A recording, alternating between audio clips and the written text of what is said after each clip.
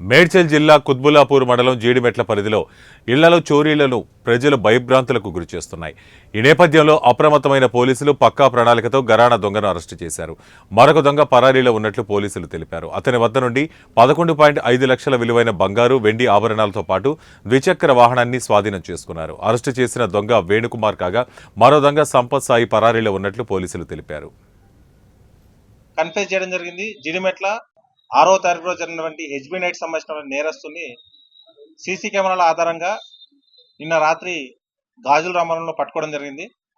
అతన్ని విచారించి ఇంట్రాగేట్ చేయగా అతను ఈ మధ్య కాలంలో చేసినటువంటి 3 కేసులను కన్ఫెస్ చేయడం జరిగింది. జీడిమెట్ల, బాచ్పల్లి అలాగే గట్కేసర్లో 3 నేరాలు చేయడం జరిగింది.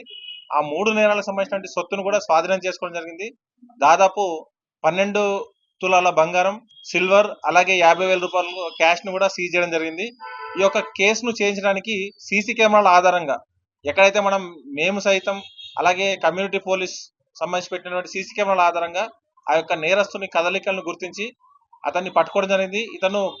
ఇతనితో పాటు ఇంకొక నేరస్తుడు ఉన్నాడు. ప్రస్తుతం అతను అబ్స్కాండింగ్ లో ఉన్నారు. అతని కోసం కూడా బృందాలు గాలిస్తా ఉన్నాయి. గతంలో దాదాపు 40కి పైగా కేసుల్లో ఇతను ఇన్వాల్వ్ కావడం జరిగింది. దుండిగల్ పిఎస్ నుంచి పీడీ యాక్ట్ లో కూడా ఇతను గతంలో అరెస్ట్ కావడం జరిగింది. ఈ నేర ప్రవృత్తిని మార్చుకోకుండా ఇలాగే నేరాలు చేస్తున్న వ్యక్తిని అతని ఎంఓ ఆధారంగా అతని సీసీ కెమెరా ఆధారంగా పట్టుకోవడం జరిగింది.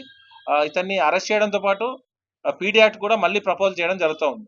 ఈ యొక్క కేసును ఛేదించడంలో బాల్నగర్ సిసిఎస్ పోలీసులు అలాగే జీడిమెట్ల డిఐ గారు కనకయ్య గారు అలాగే డిఎస్ఐ అలాగే క్రైమ్ స్టాఫ్ అందరూ చాకచక్యంగా చాలా ఎక్కువ రోజులు సీసీ కెమెరాస్ ను దాదాపు ఒక 5-6 కిలోమీటర్ల దూరం వరకు వెళ్ళి కూడా అతను పోయిన ప్రతి రూట్ ను అబ్జర్వ్ చేసి పట్టుకోవడం జరిగింది.